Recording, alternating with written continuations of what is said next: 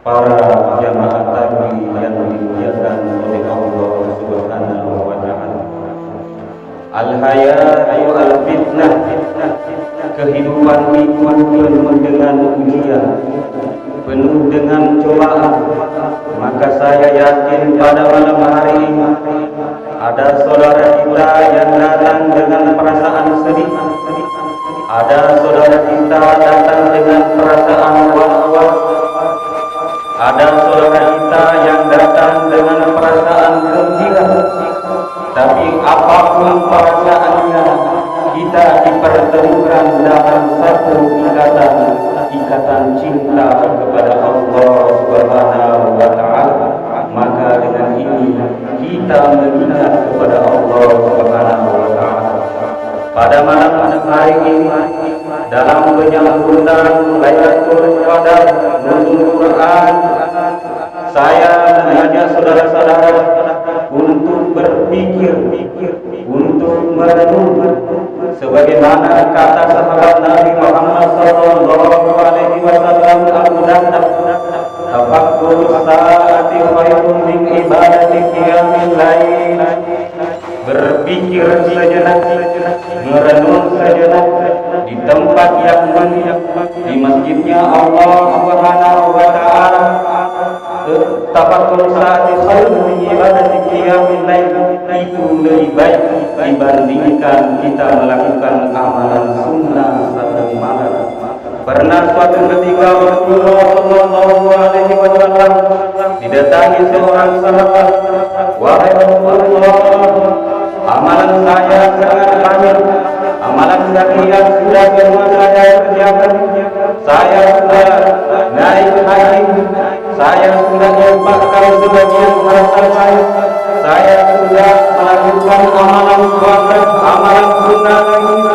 Berikan aku satu kabar tentang bagaimana cara aku mendekatkan lebih dekat lagi kepada Allah Subhanahu wa taala."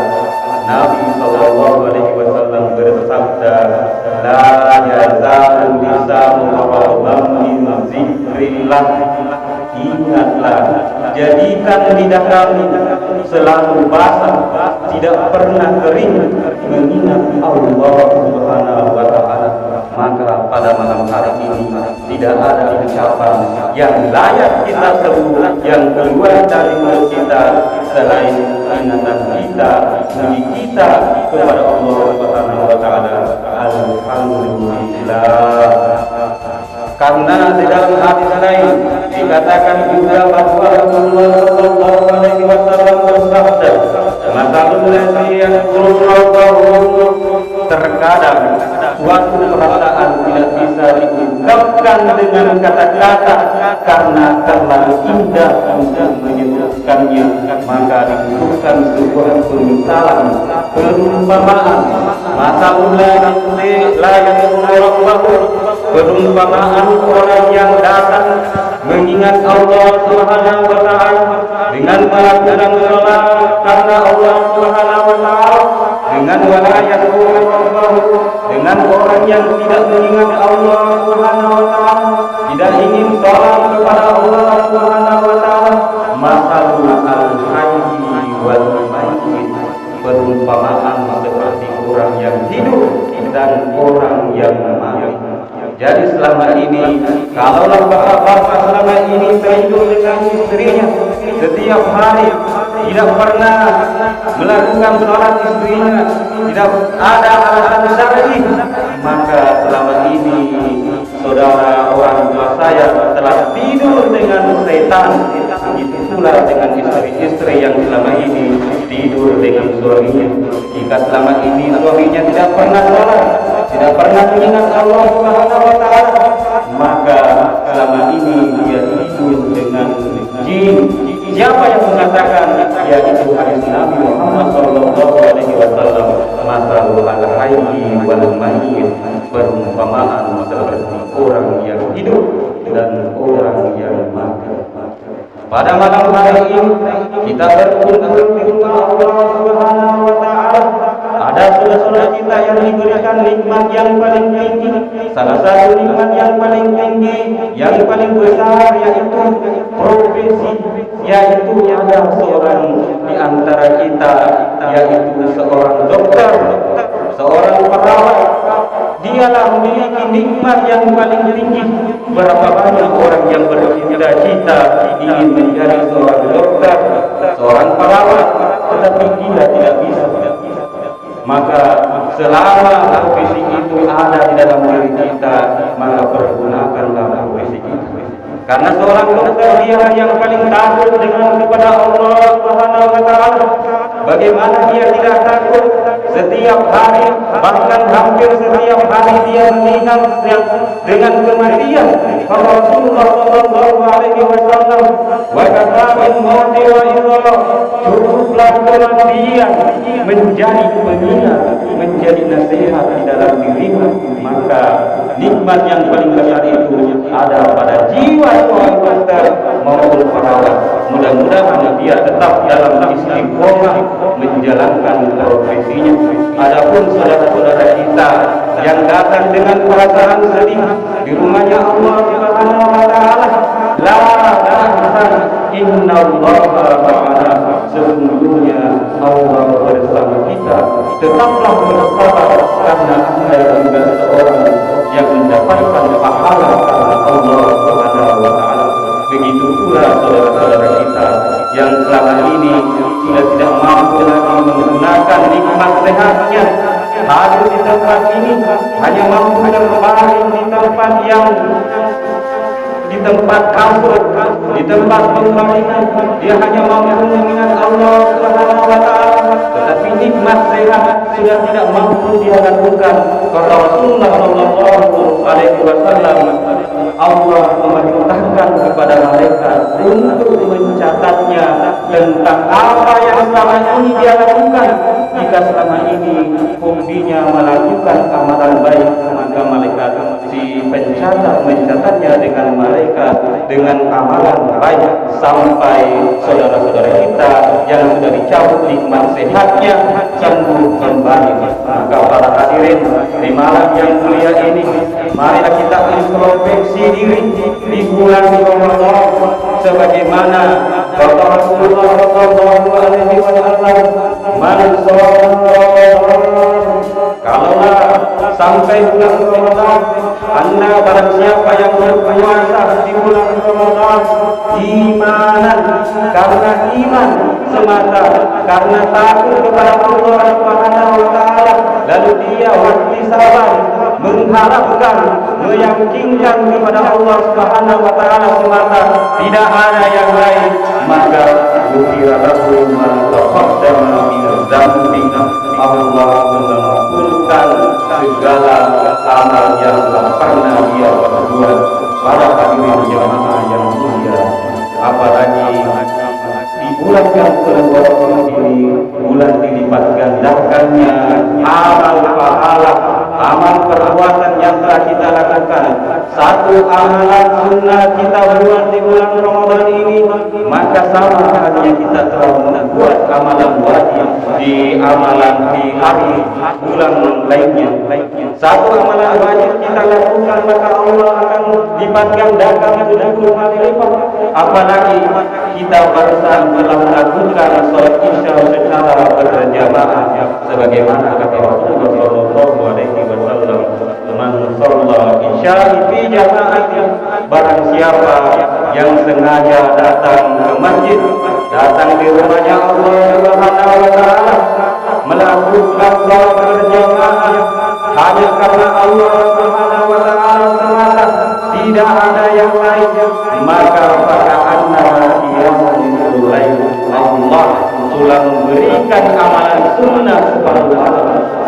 Para hadirin jamaah yang dimuliakan oleh Allah Subhanahu wa taala, itulah sebabnya di malam yang penuh berkah ini kita disuruh untuk melakukan amalan-amalan sunnah agar kita dapat menambah pahala yang akan nantinya dipertanggungjawabkan oleh Allah Subhanahu wa taala.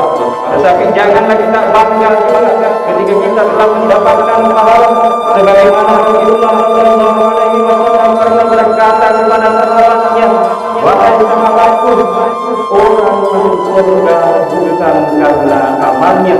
Kata sahabat, wa anta ya Rasulullah, apakah engkau juga ya Rasulullah?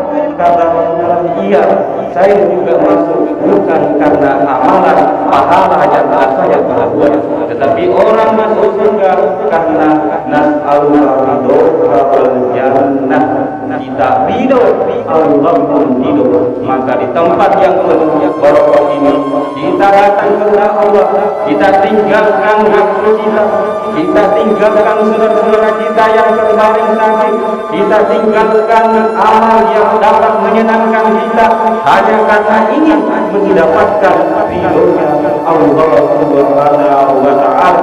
Maka dalam Al-Quran inilah yang disebut orang beriman, inilah yang disebut oleh Allah Subhanahu wa Ta'ala, ya ayyuhallazina amanu, hai orang yang beriman, yang kaya, yang miskin, yang pejabat maupun bukan pejabat, yang tua, yang muda, yang sakit, yang sehat, kutiba alaikum siyam, kerjakanlah puasa sebagaimana orang